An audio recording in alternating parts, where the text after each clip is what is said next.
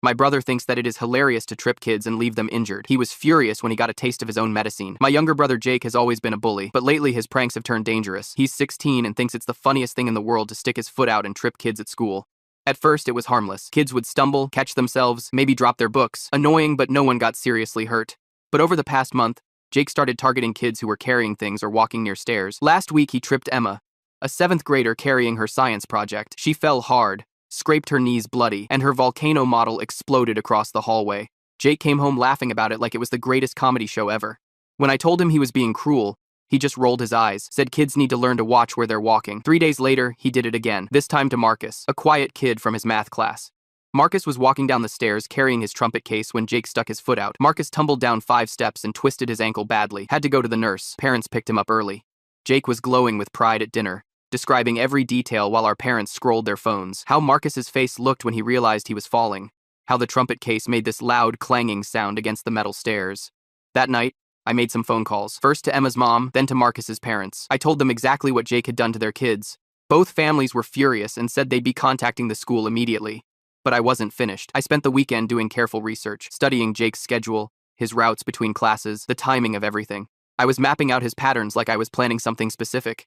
Monday morning, I got to school earlier than usual. I positioned myself where I could observe without being seen. I was tracking something important, but I needed to wait for the right moment.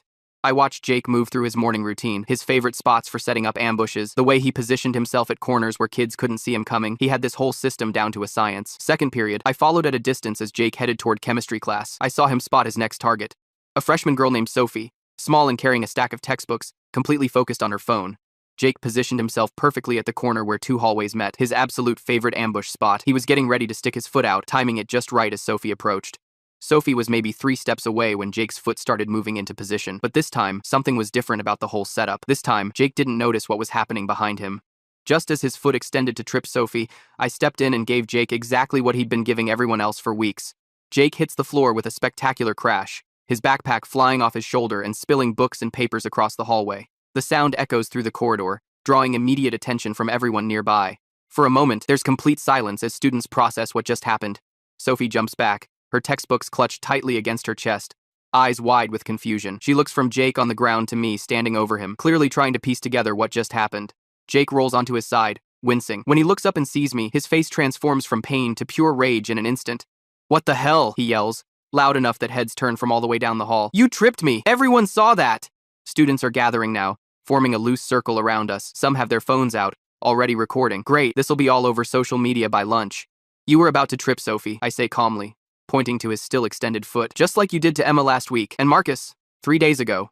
Jake's face flushes red. "I don't know what you're talking about. I was just walking to class and you attacked me for no reason." Before I can respond, the crowd parts like the Red Sea as Principal Harris approaches. He's a tall man with perpetually furrowed eyebrows, and right now those eyebrows are practically touching in the middle. "What is going on here?" he demands, looking from Jake on the floor to me standing over him. "Someone explain, now." "He tripped me," Jake says immediately, his voice taking on that innocent tone he uses with adults. "I was just walking to chemistry, and he came out of nowhere and knocked me down." Principal Harris turns to me. "Is this true?" I take a deep breath. "No, sir. Jake was about to trip Sophie. He had his foot positioned to make her fall. I've watched him do this to other students. Last week, he tripped Emma Johnson while she was carrying her science project. 3 days ago, he tripped Marcus Chen on the stairs. Marcus twisted his ankle badly." Jake scrambles to his feet, his face a mask of outrage. "That's a complete lie. He's just jealous because I'm better at sports and more popular. He's always trying to get me in trouble."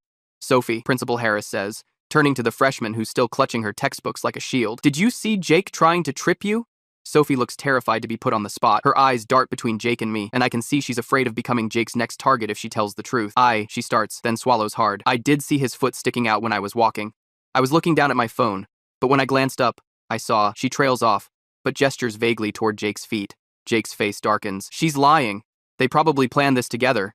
Principal Harris holds up his hand to silence Jake. "That's enough. Both of you, to my office. Now." He turns to the crowd of students. "The rest of you, get to class.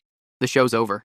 As we follow Principal Harris down the hallway, Jake walks slightly ahead of me. He turns his head just enough so I can see his profile and mouths. "You're dead." Shh. In the office, Principal Harris has us sit in separate chairs while his secretary calls our parents. I can hear her explaining that there's been an incident requiring their immediate attention. Jake slouches in his chair, arms crossed, refusing to look at me. 20 minutes later, the door to the waiting area opens and our parents walk in. Dad looks annoyed, checking his watch repeatedly, while Mom is already scrolling through emails on her phone. They barely glance at us as they approach the secretary's desk. We were called about our sons, Dad says, his voice making it clear this interruption to his workday is unwelcome. Yes, Principal Harris will see you now, the secretary replies, gesturing toward the inner office. As we all file in, I catch Jake's expression. He's already crafting his story, I can tell. The innocent victim, the misunderstood teenager. The brother being unfairly targeted by his jealous sibling. But this time is different. This time, I have witnesses. This time, I have evidence. This time, Jake isn't going to laugh his way out of the consequences. Principal Harris motions for everyone to sit down. Thank you for coming in. We've had a serious incident today involving both your sons, and I'm afraid this may be part of a pattern of behavior that needs immediate addressing. Dad sighs heavily. What happened this time? That's what we're here to discuss, Principal Harris says, folding his hands on his desk. Jake, why don't you tell your parents what occurred in the hallway this morning? Jake straightens up, his face a perfect mask of wounded innocence. I was just walking to chemistry class when he points at me, came out of nowhere and tripped me for absolutely no reason. I fell hard. Everyone saw it. My shoulder still hurts. Mom finally looks up from her phone, her brow slightly furrowed. Is this true? She asks, looking at me. I meet her eyes directly. No, I tripped Jake because he was about to trip Sophie, a freshman. He's been doing this for weeks. He's hurt other students. And he thinks it's hilarious. Dad waves his hand dismissively. Boys will be boys. I'm sure it was just horsing around that got out of hand. Principal Harris clears his throat. Actually, Mr. and Mrs. Anderson, we've received 2 formal complaints about Jake in the past week. One from the parents of Emma Johnson, who suffered scraped knees when Jake tripped her while she was carrying a science project. And another from the parents of Marcus Chen, who fell down 5 stairs and twisted his ankle badly enough to require medical attention. For the first time, my parents looked genuinely surprised. They turned to Jake, who's already shaking his head in denial. That's not what happened, Jake insists. They're all making this up. I don't know why everyone's out to get me, but I can see it in Principal Harris's eyes. He doesn't believe Jake anymore, and maybe, just maybe, my parents are finally starting to see through him too. The car ride home is painfully silent. Jake stares out the window, jaw clenched, refusing to even look in my direction. Mom and Dad sit in the front seats, occasionally exchanging glances but saying nothing. Dad's knuckles are white on the steering wheel. When we finally pull into our driveway, Dad turns off the engine and sighs heavily. Look, boys, he says, turning to face us. I don't know what's going on between you two lately, but this has to stop. Brothers fight, but taking it to school is unacceptable. But Dad, I start. Mom cuts me off. Principal Harris said he'll look into these accusations about Jake. Until then, we expect you both to keep your hands to yourselves. Jake unbuckles his seatbelt and gets out of the car without a word. He slams the door hard enough to make the whole vehicle shake. He's upset, Mom says, as if that explains everything. Let's just give him some space. I follow them into the house, frustration building in my chest. They heard Principal Harris. They heard about Emma and Marcus, yet somehow, they're still treating this like some petty sibling rivalry. The afternoon drags on with Jake locked in his room and my parents retreating to their usual positions, Dad in his home office and Mom on the living room couch with her phone. I try to focus on homework, but my mind keeps replaying the morning's events. The look on Sophie's face when she realized what was happening, the way Jake's eyes flashed with hatred when he saw me standing over him. At dinner, we sit around the table in our usual formation. Mom and Dad with phones propped against their water glasses, Jake pushing food around his plate, and me trying to figure out how to make them understand. So, Dad says, not looking up from his screen, how was everyone's day apart from the incident this morning? Before I can respond, Jake puts down his fork with a clatter. He pushed me, for nothing. Mom glances up briefly. We know, honey, Principal Harris told us. No, Jake says, his voice rising. You don't get it. He's been following me around school, spying on me. He's obsessed with making me look bad. He made up all that stuff about those other kids. Dad sighs. Is that true? He asks me, finally, setting his phone down. No, I've been watching him because he's been hurting people. Emma had bloody knees. Marcus twisted his ankle, falling down 5 stairs while carrying his trumpet case. Jake thinks it's hilarious. I never touched those kids, Jake insists, his face a perfect mask of innocence. He's lying. Mom rubs her temples. This is ridiculous. You're brothers. You're supposed to look out for each other. That's what I was doing, I say, looking out for Sophie before Jake could hurt her too. Enough, Dad slams his hand on the table. I'm tired of this. You're grounded for a week. No phone, no computer except for schoolwork, no going out. My mouth falls open. Me? What about Jake? Jake didn't push anyone today. You did, Dad says firmly. Actions have consequences. I can't believe what I'm hearing. Jake smirks at me across the table, victory written all over his face. I open my mouth to argue further when the doorbell rings. Dad gets up with an annoyed grunt. Who could that be at dinner time? We hear the front door open, followed by a woman's voice, sharp and angry. Mr. Anderson, I'm Diane Chen, Marcus's mother. We need to talk about what your son did to my boy. Jake's smirk vanishes instantly. Dad's voice floats back to us. Mrs. Chen, this isn't a good time. We're having dinner. My son is in physical therapy because of Jake, she interrupts. He pushed Marcus down 5 stairs. The school has the incident on security footage. I've filed a formal complaint.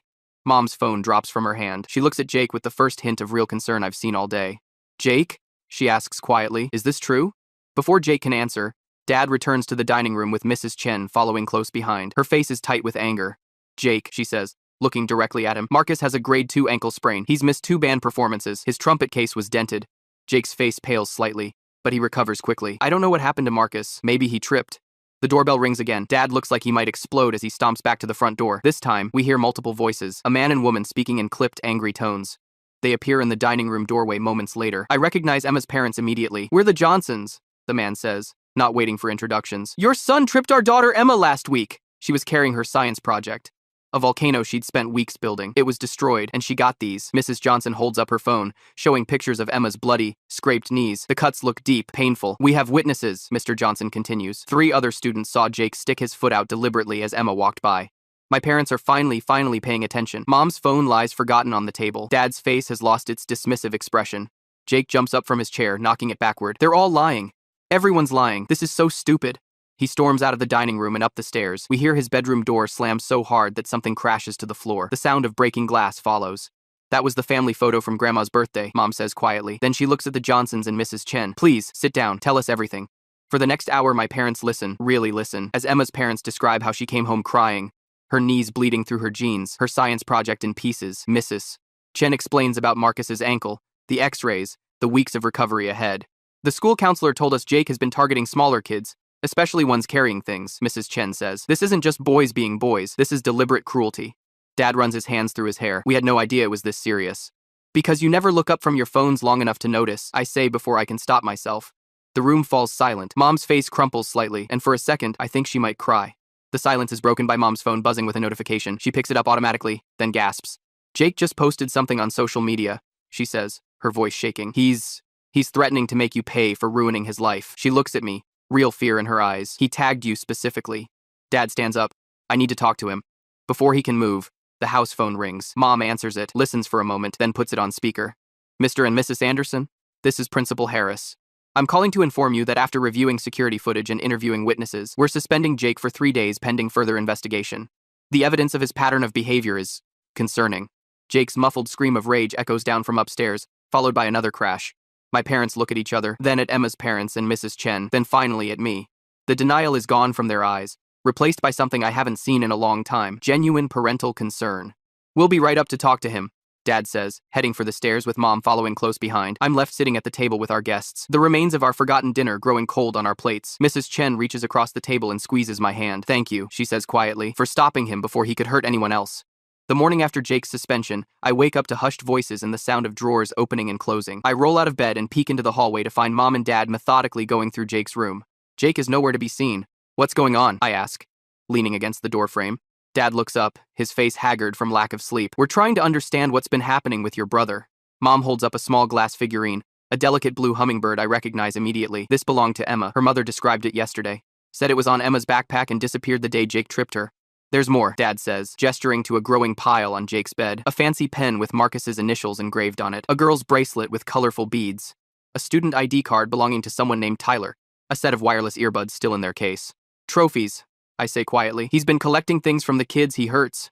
Mom sits heavily on the edge of Jake's bed, the hummingbird cradled in her palm. How did we miss this? How did we not see what was happening? Before I can answer, we hear the sound of Jake's window sliding open from outside. Dad rushes to look out just in time to see Jake's legs disappearing around the corner of the house. Jake! Dad shouts, racing downstairs. Mom and I follow, reaching the front door just as Dad catches Jake by the arm in the driveway. Let go! Jake yells, trying to wrench free. I'm not staying here. You're suspended, Dad says firmly, maintaining his grip. You're not going anywhere. This is so stupid. Jake's face is flushed with anger. Everyone's making such a big deal over nothing. They all deserved it. Dad freezes, his expression changing from frustration to shock. Deserved it? Jake, you hurt those kids. On purpose. So what? Jake spits. Nobody cares what happens to me either. You guys never even look at me unless I'm in trouble. Mom steps forward, her voice softer. Jake, that's not... Save it, Jake interrupts. You're both always on your phones, always working. Always somewhere else. The only time anyone notices me is when I make them fall. The raw honesty in his voice makes us all go quiet. Dad's grip on Jake's arm loosens, and Jake yanks it away, but he doesn't run. He just stands there in our driveway, breathing hard, looking lost. We're going to fix this, Dad says finally. All of it, starting with therapy, today. 3 hours later, we're sitting in Dr. Mercer's office. The family therapist's space is comfortable but clinical. Soft chairs arranged in a circle, abstract art on the walls, a box of tissues strategically placed on a side table. Jake slouches in his chair, arms crossed, refusing to make eye contact with anyone. Mom and Dad sit stiffly, their phones conspicuously absent for once. Jake, Dr. Mercer says gently, can you help me understand what happens when you see someone you want to trip? What goes through your mind? Jake stares at the floor for so long I think he's not going to answer. Then, almost inaudibly, he says, "It feels good." "What feels good about it?" Dr. Mercer prompts. Jake shifts uncomfortably. When they fall, for just a second, everyone looks. Everyone notices what happened, and I'm the only one who knows why. He glances up briefly. It's like having a secret power. "And how do you feel afterward?" Jake shrugs, excited. "Important." He pauses, then nothing again. Dr. Mercer nods thoughtfully. "Jake, what you're describing sounds like you're trying to feel visible, to matter in a world where you feel invisible." "I'm sitting right here," Mom says defensively. "We see him every day." "Do you?" I can't help asking. "When was the last time you had a conversation with Jake without looking at your phone?" Mom's face flushes. Dad looks down at his hands. "It's not just them," Jake says unexpectedly. "It's everyone. Teachers, kids at school. Nobody sees me unless I make them." His voice cracks slightly. "I'm not good at sports like him." He jerks his head toward me. "I'm not smart like him. I'm just nothing." "So you found a way to be something," Dr. Mercer says. Jake nods, a tear sliding down his cheek that he quickly wipes away. "But Jake," Dr. Mercer continues, "the people you've hurt, they're feeling invisible too now, especially to you. You didn't see them as people with feelings, with lives that matter." Jake's shoulders hunch further. "I didn't think about that." "That's going to change today," Dad says. "The school has arranged for you to meet with the students you've hurt, a restorative justice session." Jake's head snaps up, panic flashing across his face. "No way. I'm not doing that." "You don't have a choice," Mom says firmly. "It's either this, or the school presses formal charges." The school library has been rearranged for the meeting. Tables pushed together in a circle, chairs spaced evenly around them. Principal Harris sits at one end with a counselor I don't recognize. Emma and her parents are already there, along with Marcus and his mother. There's a boy I don't know who, must be Tyler, the owner of the student ID card we found. Jake stops dead in the doorway when he sees them all waiting. For a second, I think he might bolt, but Dad's hand on his shoulder keeps him moving forward. We take our seats. The silence is excruciating until Principal Harris clears his throat. "Thank you all for coming," he says. "The purpose of this session is not to punish, but to understand the impact of actions and begin the process of healing." Marcus is the first to speak. He's wearing a brace on his ankle, and he winces slightly as he adjusts his position. "I've had to go to physical therapy twice a week," he says, looking directly at Jake. "The doctor says I'll need at least another month. I missed my solo at the winter concert, something I'd practiced for since September." His voice trembles slightly. "And every time I walk downstairs now, I get this feeling in my stomach like I'm going to fall again." Emma speaks next, her voice small but steady. "I worked on my volcano for 3 weeks. I got an F because I couldn't turn it in." She pulls up the leg of her jeans to show 2 angry red scars on her knee. "These still hurt sometimes. And I don't like walking in the hallways anymore." One by one, they share their stories. Tyler talks about how his ID was the only picture he had of his dad, who's deployed overseas. The girl with the bracelet, Sophie, who Jake had been about to trip when I stopped him, explains that her grandmother made it for her before she died. Jake stares at his hands the entire time, his face growing paler with each story. When the last student finishes, Principal Harris turns to him. "Jake, would you like to respond?" Jake raises his head slowly. His eyes are red-rimmed, his face blotchy. He opens his mouth, closes it, then tries again. His voice breaks. "I didn't think about what happened after you fell. I just wanted." He trails off, tears streaming down his face now. "I'm sorry, I'm so sorry. It's the first time I've seen my brother cry since he was 10 years old." Mom reaches for Jake's hand. "We're sorry too," she says, looking around the circle. "We should have been paying attention. We should have seen what was happening." Dad nods, his own eyes suspiciously bright. "We've been distracted parents, always on our phones, always working. We created an environment where Jake felt invisible, and he found a terrible way to be seen." Principal Harris leans forward. "Moving forward, Jake, what do you think would be appropriate to make amends?" Jake wipes his face with his sleeve. "I want to give everything back," he says quietly, "and I'll do whatever else you think is fair. Community service, detention, anything." Mrs. Chen, Marcus's mother, speaks up. "The physical therapy center where Marcus goes needs volunteers. They help patients with exercises, clean equipment, things like that. It might be good for you to see recovery from the other side." Jake nods, looking at Marcus for the first time. "I would do that if it would help." By the end of the meeting, a plan has been established. Jake will complete 40 hours of community service at the physical therapy center. He'll attend weekly counseling sessions. He'll write formal apologies to each student he hurt. As we're leaving, Emma approaches Jake hesitantly. "My mom says your brain got sick with anger," she says matter-of-factly. "Is it getting better now?" Jake looks startled, then gives her a wobbly smile. "I think it's starting to." In the car ride home, no one reaches for their phones. Instead, we talk, really talk, for what feels like the first time in years. Jake's first day at the physical therapy center is awkward to say the least. He stands in the doorway, clutching his volunteer badge like it might shield him from the judging eyes he's convinced are following his every move. Marcus is already there, working with his therapist on ankle mobility exercises. "You can start by sanitizing the equipment," the center director tells Jake, handing him a spray bottle and cloth. "Every surface a patient touches needs to be cleaned between sessions." I watch from the waiting area, having driven Jake here as part of our parents' new family accountability plan. Jake moves stiffly between exercise machines, wiping down surfaces with mechanical precision. When he reaches the balance board Marcus just finished using, their eyes meet briefly. Marcus gives a small nod of acknowledgement, and something in Jake's posture changes. His shoulders drop slightly, like he's exhaling a breath he's been holding for days. On the drive home, Jake stares out the window, silent until we're halfway there. Marcus asked if I wanted to learn some of his exercises. He says finally, voice barely audible over the car engine. Said it might help me understand what recovery actually looks like. That's surprisingly nice of him, I reply, glancing over. Jake nods. Yeah, I don't deserve it. It's the first genuine self-reflection I've heard from him in years. The next few weeks bring changes so gradual they're almost imperceptible at first.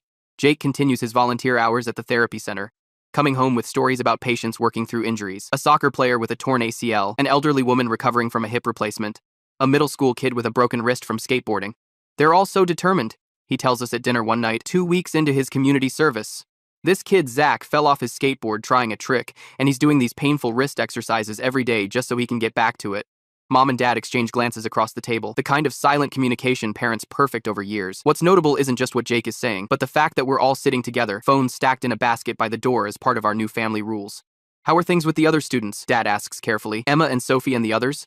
Jake pushes his food around his plate. I returned all their stuff. Emma's mom cried when I gave back the hummingbird. He swallows hard. I wrote the apology letters. Dr. Mercer helped me with. Some of them wrote back. They did? I ask, surprised. Jake nods. Tyler said he forgives me. Sophie said she's willing to start over if I am. His voice drops to a whisper. Marcus invited me to watch his band concert next month. Mom reaches across the table and squeezes Jake's hand. That's wonderful, honey. I don't get it, Jake says, looking genuinely confused. Why are they being nice to me? I was awful to them. People can be surprisingly compassionate when they see someone trying to change, Dad says. It's not about forgetting what happened, but about giving second chances. Later that night, I pass Jake's room and hear him talking on the phone, his voice softer than I've heard it in years. I catch fragments, really sorry, and never again, and if you want to meet up sometime. When I peek in, he notices me and quickly says goodbye. Sophie, he explains, looking embarrassed. We have English together next semester. She was asking about the reading list. I nod, not pushing it. Cool. Night, Jake. He hesitates. Hey, thanks for stopping me that day. I know I was mad then, but you probably saved me from getting expelled, or worse. It's the closest thing to gratitude I've heard from my brother in years. 3 months after what we now refer to as the incident, Principal Harris calls our parents to his office again. This time, though, the atmosphere is completely different. I wanted to update you on the anti-bullying initiative we've implemented, he explains, showing us a pamphlet with the school logo. We've been using an anonymized version of Jake's story as a teaching tool in our advisory sessions. Jake shifts uncomfortably in his chair. You mean everyone knows it's about me? Not specifically, Principal Harris clarifies. We've changed details and kept identities private. But the core message, about seeing the consequences of our actions and the importance of making amends, that's resonating with students. He slides a folder across his desk. In fact, we've had 5 students self-report bullying behaviors and ask for help since the program started. That's unprecedented. Mom looks through the materials, her eyes widening. This is impressive. Jake's counselor suggested he might be interested in helping with the program, Principal Harris continues. Working with younger students who struggle with anger management or impulse control. Jake looks up, startled. Me? Helping other kids? Sometimes the most effective mentors are those who've been through similar struggles, Principal Harris says. Think about it, no pressure. On the way home, Jake is quiet again, but it's a different kind of quiet, thoughtful rather than sullen. I think I want to do it, he says finally. The mentoring thing. Dad smiles in the rearview mirror. I think you'd be good at it. 6 months after the incident, I'm walking down the main hallway when I hear a crash and instinctively tense up. A freshman has tripped over his untied shoelace, sending books scattering across the floor. Before I can move, I see Jake already there, helping gather the spilled papers. You okay? Jake asks the kid, offering a hand up. Yeah, just clumsy, the freshman mumbles, clearly embarrassed. Happens to everyone, Jake says, handing over the last notebook. Just tie those shoes before you hit the stairs. The interaction is so normal, so casual, that most people wouldn't think twice about it. But I stand frozen watching my brother, who 6 months ago would have been the cause of that fall, not the first responder, acting with genuine concern. That night at dinner, our phones remain in their basket by the door. It's become such a habit now that no one even complains anymore. Mom asks about our days, and we actually answer with more than one-word responses. Dad shares a story about a client that has us all laughing. Oh, Mom says, between bites. I signed us up for that parenting workshop at the community center, the one about digital distraction and family communication. Dad nods. The counselor recommended it. Apparently, we're not the only family that needed a wake-up call about phone habits. At least we didn't need someone to literally trip us to get our attention. I joke, then immediately regret it. But Jake actually laughs. Too soon, bro. Too soon. The tension breaks, and suddenly we're all laughing, not at anyone's expense, but at how far we've come. At the end of year award ceremony, we sit in the auditorium watching various students receive recognition for academic achievements, athletic accomplishments, and community service. When Principal Harris announces the Most Improved Student Award, I'm only half paying attention until I hear Jake's name. This award recognizes not just academic improvement, but personal growth and positive contributions to our school community, Principal Harris says as Jake walks to the stage, looking stunned. Jake Anderson has demonstrated extraordinary commitment to making amends and becoming a leader among his peers. Jake accepts the certificate with a shy smile, his face flushed. When he returns to his seat, Mom is wiping tears from her eyes, and Dad's hand on Jake's shoulder conveys more pride than words could express. I had no idea, Jake whispers. Why would they give me an award after everything I did? Because it's not about who you were, I tell him. It's about who you're becoming. The first day of the new school year, Jake and I walk to school together. It's something we haven't done since he was in middle school, preferring to keep our distance from each other. As we approach the main entrance, I spot Sophie waiting by the steps, her phone in one hand, a coffee in the other. Hey, Sophie, Jake calls, waving. She looks up, smiles, and waves back. Saved you guys a spot in the cafeteria, she says when we reach her. They've got those cinnamon rolls you like for the first day. As we walk in together, I notice Jake scanning the hallway, not looking for potential victims like he once did, but watching out for untied shoelaces, heavy backpacks, or students who might need help navigating the crowded space. What? He asks, catching me watching him. Nothing, I say, just thinking about how much can change in a year. Jake nods, understanding. Yeah, who would have thought tripping could actually help someone stay on their feet? Sophie looks confused. Is this some weird brother inside joke? Sort of, Jake says, holding the door for both of us. It's a long story, but I'm not the same person I was when it started. As we join the stream of students heading to their lockers, I realize that's true for all of us. My parents look up from their phones now. Jake sees the people around him as actual people. And I've learned that sometimes the hardest falls lead to the most important lessons. Jake catches my eye and gives me a small nod. Part acknowledgement, part gratitude. We're not perfect,